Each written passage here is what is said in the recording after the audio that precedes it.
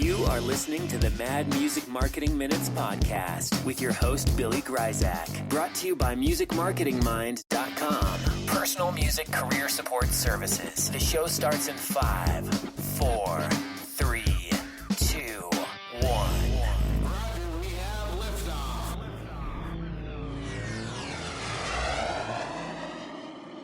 All right, ladies and gentlemen. Thank you once again for hitting the play button, downloading the show. This is, of course, the Mad Music Marketing Minutes with me, Billy Gryzak, your music marketing mind. Today, we're pulling out the big guns because we've been listening, we've been checking out the tweets, we've been following you on Facebook, and we know that some people aren't taking one major part of your marketing career as seriously as maybe you should. So I'm hoping that maybe this guy will help us to get the message across how important this is. Today we have Dave Cool here from Bandzoogle. Dave, how you doing? I'm good, man. Happy to be here. Hey, it's great to have you. And for the people that don't know you, other than the people on the Facebook Music Career Support Group we have, can you tell us who you are, what you do, where you've been, what you've done? Yeah, sure. So first of all, for anyone wondering, it is actually my real name. My background is as a musician for most of my life, and then quit because I kind of wrecked my ears playing drums a little too loudly, and just dove into the business side of things, ran a record label for a little while. Many people probably know me from having produced and directed a documentary film called What is Indie? A Look into the World of Independent Musicians, which I released back in 2006, which had interviews with people like Derek Sivers, the founder of CD Baby, Panos Panay, the founder of Sonic Bids, and a bunch of other smart folks. I was then a programmer for a couple of venues up here in Montreal, did that for about 4 years, and quit because I wanted to do some writing, and ended up getting together with Bandzoogle, which is a website platform for musicians that's based here in my hometown of Montreal.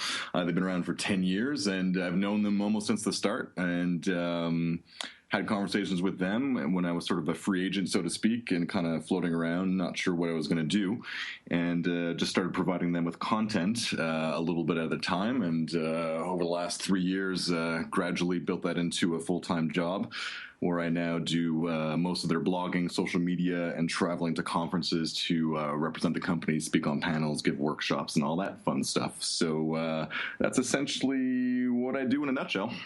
Fantastic. And Bandzoogle, the company that you work with, is that essentially a web entity, for musicians then? Yeah, it's a website platform specifically made for musicians. So any musician can use Bandzoogle's platform to build their own custom website. That's excellent.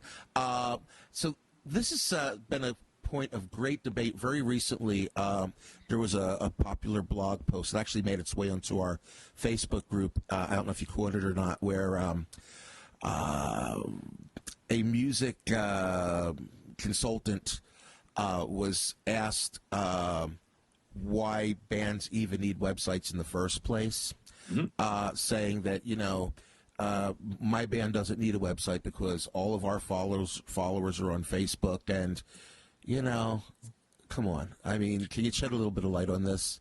Yeah, sure. Well, the first thing I would say to that person is talk to any band that built up a huge following on MySpace and ask them how long it took them to have to rebuild that somewhere else when MySpace wasn't cool anymore. So inevitably the same thing will happen to Facebook and maybe Twitter and any other social media site that pops up. They're pretty unpredictable. And so that's the first thing is social media sites can come and go. They're not permanent. They control how your profiles look and feel on those sites. They own the data. They own the experience. I don't know if you remember on Facebook, they used to allow bands to set the landing page for their fan pages, and then one day decided, nope, not anymore. That was a major shock and really put a monkey wrench in many people's marketing plans. I remember that. Bandpage had, I don't know how many hundreds of thousands of, bands using their app, their Facebook app, because you could create this beautiful custom landing page with a call to action and mailing list sign up and the whole deal. And all of a sudden, Facebook pulled the plug. And that changed their business in a big way. Wow. And Reverb Nation also had the same issue as well. They were one of the bigger apps for Facebook as well. So with social media, things can change. There are many frustrations with Facebook specifically in terms of how many people are actually seeing your posts on a page. Now you essentially have to pay to play for people to actually see your updates. So we don't see it as a reliable way to reach your fans. It's a great social media is great for having conversations and starting conversations and asking and answering questions. But for the really big stuff, the important stuff in terms of releasing new music, going out on tour, crowdfunding, raising money for your career, you want to have somewhere where fans can go, where you own the experience. And you can dictate the terms. We like to basically the three top reasons we feel that all bands need their own website is they own that address, they own that slice of the internet. So no matter what happens, no matter what social media site is popular at the time, fans will always know that at yourband.com they're going to be able to find information about you. And the other thing I touched on is you own the experience, so no distractions, no design limits, no ads, no links trying to get you to go everywhere else but focusing on your music. And maybe most importantly is that you own the data. So using tools like Google Analytics, you can really dive deep into where your fans are coming from, how they found you. And some bands route tours based on they know they have a pocket of fans in a certain region and they can probably play a show out there. So, driving fans to your website, we feel is one of the most important things you can do to get a really accurate picture of where you're at. Yeah, I totally agree. Some people have put up the argument, well, MySpace was a fluke and that's never going to happen again. I don't know if you remember. I bet you do, though. You've been around for a while. Do you remember a website called mp3.com? Oh, yeah. I remember there was a fella that really invested a lot. I mean, I'm sure there were lots, but I knew a guy that invested hundreds of hours into mp3.com. He's a real trendsetter, really cutting-edge guy. And he was trying to make a name for himself as a songwriter and studio producer, which he has. Later on, it worked for him. But it never occurred to him at that time to develop relationships outside of the mp3.com platform or get email addresses or anything. And he just solely relied on that platform to, basically run his career. And then one day they just closed. They stopped. It was like no notice, as I recall.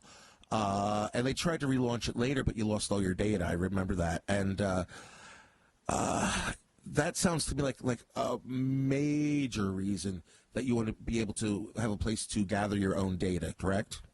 Yes, exactly. And look, the same thing happened with MySpace. When they relaunched MySpace, they basically wiped the slate clean. So all these bands and musicians that built up fans on MySpace, well, that was all reset to zero. So they even, I didn't know that. Screwed up their relaunch in a big way. Wow.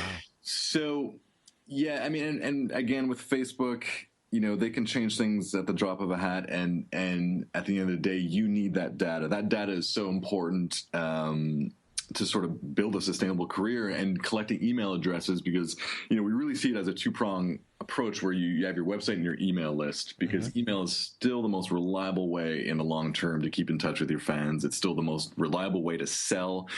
Statistics inside and outside the music industry consistently show that an email blast will get far more clicks to buy than shouting on Facebook or Twitter or asking people to buy through YouTube or anything like that. People aren't on social media sites to shop. They're there to hang out with their friends. So an email, a focused email to someone's inbox, they know you, they trust you, they signed up, they want to hear from you. You have a new album, you send out that email to your newsletter, to your email list, and you're going to get a lot more results that way than on social media. That makes a lot of sense. Hey, I'll tell you what, before we get into the elements, the essential elements to a website, which is what I'd like to talk about with you today. I just want to pause for a moment because we have Neil from Only Sky Artist, and he has something he'd like to share with us. Hold on one second here. Neil! Thanks, Billy. Hey, it happens to me all the time. I land on a new site, looking for some good music, when suddenly the room is shaking and I'm jumping straight out of my chair. Autoplay. Ugh.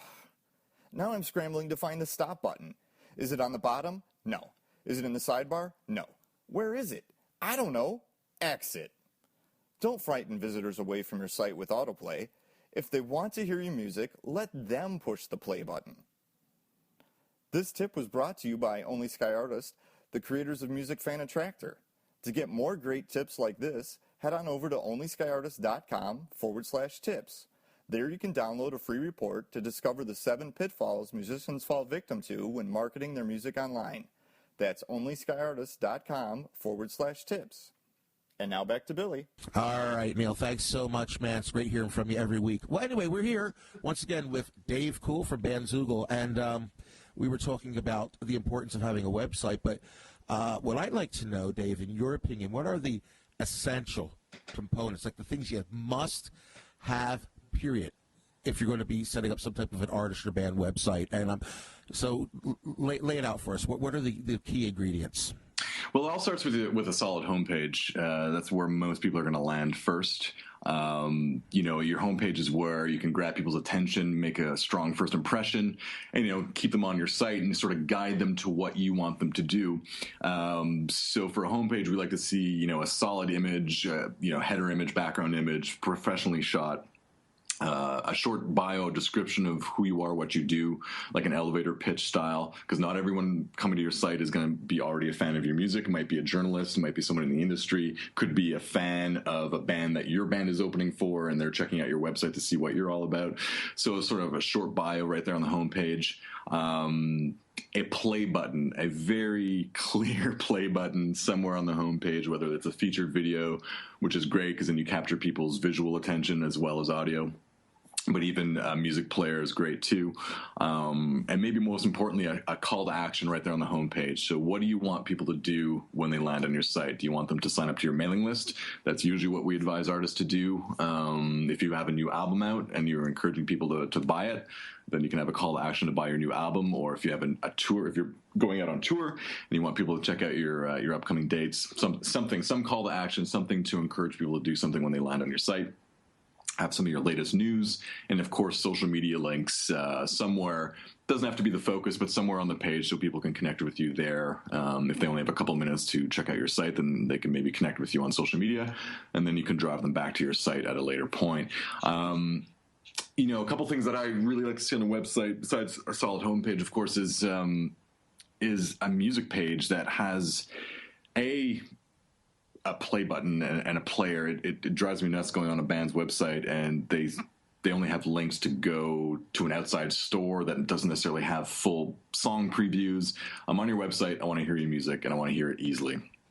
And I want to hear full songs. Now, does Bandzoogle offer that as like some type of a feature, or is that something? Oh, yeah. We have all our own native players. With all of our players, you can sell your music. You keep 100% of the sales. We don't take any percentage. We've done over 11 million in sales for our members in the last 4 years through our music features and store feature. And so they can use the Bandzoogle players to sell, to give away, offer free downloads. You can make it pay what you want. You can make it free with email. We encourage artists, if they're going to give it away, to at least try to get an email address in return. Mm-hmm. Again, to build up that mailing list, but they have the option. They can completely give it away without the email address. They can ask for an email address. They can make it pay what the fan wants or set the price. So it's really, they have a lot of flexibility over that. So yeah, there's different displays for the music players as well. And we have a site-wide music player, which is very popular. So people can just listen to the band's music continuously while browsing through the whole website. Oh, really? That's cool. Yeah, it's, a lot of bands like to put auto start on that, which we don't necessarily agree with, but musicians and bands seem to like that feature more than I think fans do, but we do offer it as an option. So yeah, music section and, having more than just a play button as well, like more than just a player, adding some context to your music, whether that is a positive quote from a trusted media source, whether that is a little bit of a story behind the making of the album, a video, something that allows someone landing on that page to get a better appreciation for where you're coming from with your music. What else? Contact page. It amazes me. When I was booking a couple of venues up here in Montreal, one of the biggest frustrations I had was trying to get an email address or contact bands directly. Boy, oh boy, do I want to talk to you about this one. Drives me nuts. Absolutely drives me nuts. Facebook and Twitter are great. They're not great for official communication when there's logistics involved, setup times, technical needs, things like that. You need to be communicating by email or phone. And, I sometimes had opportunities where I had a last minute, band drop out, and I had a paid gig available and had a band in mind, went to their website, no contact info, went to my second choice. They had a phone number on their website, gave them a call. They got the gig. Wow. So this is my question. I wonder what the hang up today's artists have about phone numbers. Because I'm old school. I've been in the business for years, over 30 years I've been doing this, right? And back when I was first starting out, we had a black and white glossy picture, and we had a business card with our phone number on it. You know what I mean? So we had a phone number, and a lot of times, if you were a savvy marketing band, you put a sign up behind you. You put your freaking phone number on it behind you, there for all the world to see, so people could book you for gigs, Yeah. Lately, I've been telling people something that I do at my shows, and we have these large, they look like Marshall stacks, but they're actually like these signs that you pull them up and they look like they're Marshall stacks. Very cool. And across the top, one says follow us on Facebook. One's got my band web address. The other one says text us your pictures and requests. And it's got my phone number on it, Nice. And all through the show, we use cell phones in our show all the time. It's actually part of the show. But the thing is, you wouldn't believe how many people I go, that's not your real phone number, is it? I'm like, why wouldn't I put a phone number up there? I don't get it. But the younger kids and stuff, they just don't get it. They think everything is through, Facebook and Twitter. Or I got a business card from a guy the other day at an open mic. It had his name. And here's what I had. This is no lie. Had his name, and under it, it had a Facebook logo, a Twitter logo, and a YouTube logo. That was his business card. I don't get it. Can you help me here? Because I'm trying to explain to these guys, if we can't contact you, we can't book you. Yeah, if we can't contact you, we can't buy your songs. Yeah, it's definitely partly generational. I mean, I think that, and I myself included to a certain extent, like I don't go to the phone first in a lot of instances. When I was booking a venue, I definitely would. So I think that if I were in a band, even today, having a phone number is important, because bookers and media, any media that has a deadline, if they need to reach you, if they need information from you, something they can't find on your website, or a follow-up to an interview you did, they need a quick way to reach you. And phone numbers still, a lot of people still prefer it, and especially a lot of gatekeepers and industry people. So, I think that bands should have a phone number, ideally on their website, ideally on their business cards. It's just one of those things that it may not be your favorite way of communicating, but it is for a lot of people who may be important to your career. And if they want to contact you that way, then I think you should allow them to do that. That's actually still one of the biggest drivers to my website is when people call me on the phone and say, hey, can't take your call right now, but go to my www website, and I'll get a lot of traffic because they call and I'm not available. So that's another way the website really does a great. I can't send them to my Facebook page, so I have to send them to the website. So obviously, so we talked about the importance of having bio, sign up information, concert dates, music they can listen to, and an option to buy. Yeah. Are there any other new trends or features that you've been adding lately? I heard Instagram is something that you're adding to the Bandzoogle templates now. Yeah, so we just launched that. Like during the Go Girls Twitter chat, we literally unveiled that. That it's a simple integration, so Bandzoogle members can now, when you're in the back end of your site, you can click to add a feature to any page, and we have a list of all the features you can choose from. Now, an Instagram gallery is one of those options, and you just have to connect your account once, and then it'll automatically feed your Instagram photos and images, and you can set how many you want to display on the page. So it's a quick way for bands to keep their website content fresh for their photos.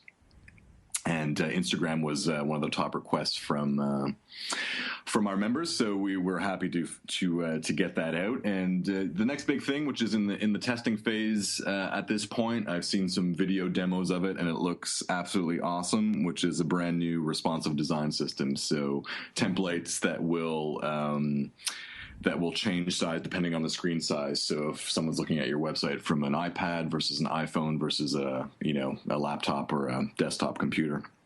Yeah, that's huge because in music, I mean, music's pretty much going mobile anyway, don't you think? Yeah, it's definitely going there. I'm not sure how many. It's a good question. It's hard to say. There was definitely a trend of mobile-specific websites, but I don't think they work so well for the music industry because they tend to strip out all the fun stuff. Yeah, I hate that. If you're running a blog, then great, but for your band, it's not the nicest way to display your content. So that's why we went towards responsive design instead. That's fantastic. Yeah, that's awesome.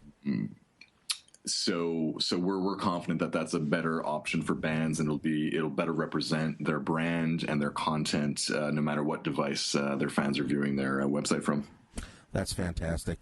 Are there any other trends or any other words of advice for somebody that hasn't gone down the real website route yet? Whatever their fear is, or their whatever's holding them back, you want to just kind of give a little push? Yeah, I mean, a lot of people think it's going to be really expensive, and it can be. I mean, you can hire a designer and spend thousands and tens of thousands of dollars on a website. I mean, we do an event at most conferences that we travel to called the Website Demolition Derby, where we do live reviews of websites in front of an audience. Oh my gosh, I love that. It's a lot of fun, and it's very interactive, and people have a great time. And, we did one here in Montreal during a festival, and there was a web designer on the panel.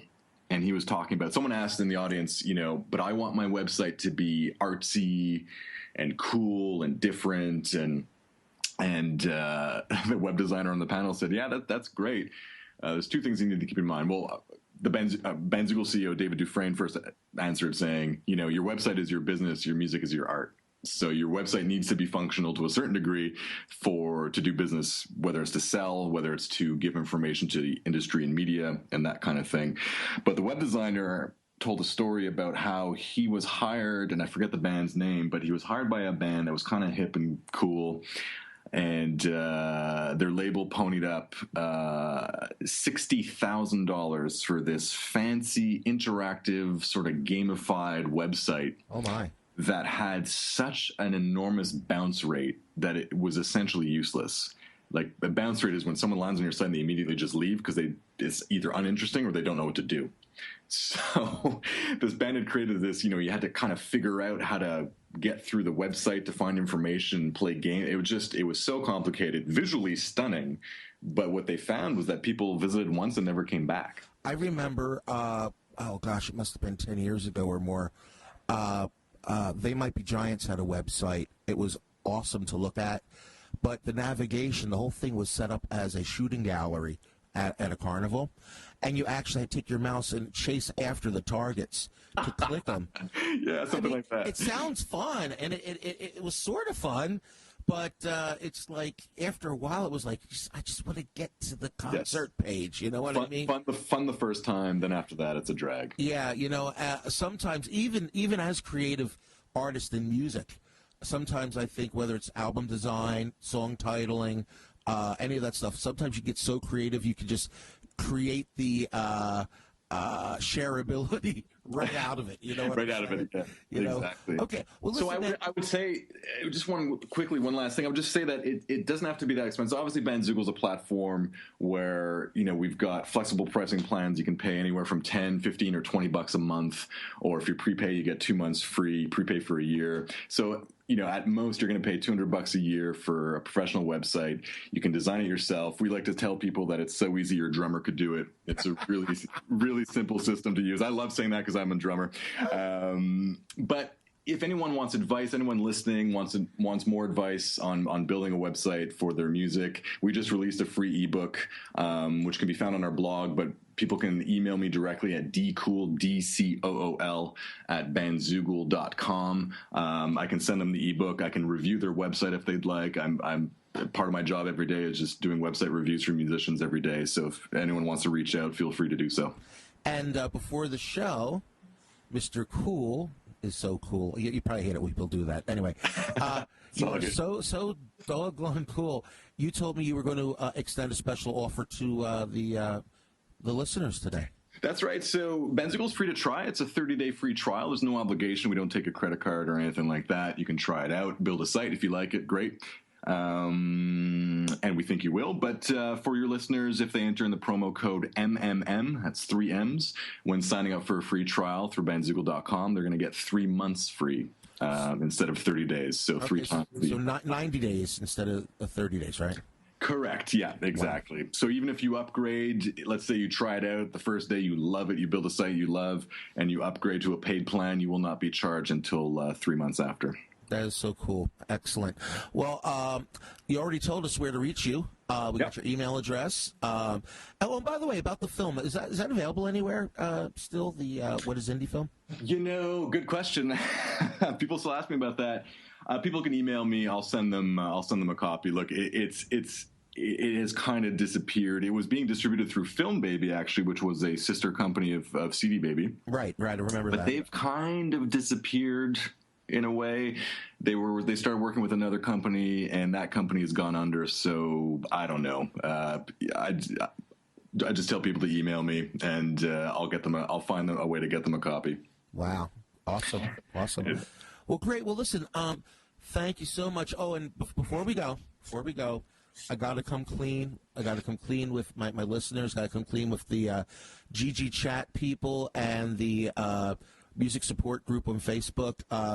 There was a period about a month or two ago when we were chatting online with the Twitter diva, Madeline Sklar, and she asked my opinion of a few companies. And she mentioned Bandzoogle. And I believe I said something to the effect, I'm not a big fan of Bandzoogle. And all of a sudden, I get this, get a little message from this guy, Dave Cool. It's like, well, we'd like to know why. And you were so cool about it. And you were like, really wanted to know and open up a dialogue. It was like, I loved that so much. And then some other things happened in the last couple of months, and I would either post something or ask something online, and you would just jump in and be really helpful. So I just want to say, first of all, to everybody, Bandzoogle was not the company that I wasn't crazy about. It was another company altogether that actually started with a B, but it wasn't Bandzoogle, all right? So Bandzoogle is awesome. That's why I have them on today. And I want to publicly apologize for dissing you. I'm sorry. I was tired. It was a rough day. It's all good. Even if it was, that's okay too. We pay very close attention on Twitter and Facebook. Anyone that mentioned us, it's overwhelmingly positive, but if there is any criticism, then we want to know. We've been around for 10 years, and we've been growing every year, and there's a reason for that. It's because we listen to people, we listen to musicians, and we want to find out what they're looking for, and so we're happy to start a dialogue with people, and we don't mind constructive criticism. We can handle it. We embrace it. We like talking to people like you and other people in the industry, and seeing what they think, and trying to constantly improve. That's what it's all about. So no, I mean, I'm happy to hear it wasn't us that you were talking about, but even if it was, we like engaging with people and getting to a dialogue, and good, we think good things happen from it. We can only get better. So yeah, I'm amazed at how you guys really just jump on that and want to know, and you truly care. That's really awesome. So I recommend everybody out there, if you haven't gotten a website yet, check it out. If you have a site, there's no reason why you can't give this a test run, right? I mean, why not? I'm going to be honest with you, I'm going to go check it out myself and see, because sometimes I don't have time to do everything that I need to do myself. You know what I mean? So Yep. I'll check it out too. And if anybody wants to get back to Dave, let him know what you think of the service, or even you want to get back to me, you can hit me up at Music Market Mind on Twitter. And we already know how to find you. Are you on Twitter too? Yeah, I'm. You can find Bandzoogle at Bandzoogle. You can find me at Dave_Cool. And we're also on Facebook, Bandzoogle on Facebook, and my email again is dcool@bandzoogle.com if people want to reach out directly by email. Thanks, man. Well, it's been a total pleasure. I hope we get a chance to do this again. Definitely. It's time for me to say bye. Bye-bye, everybody. Say bye, Dave. See you guys. Bye-bye now.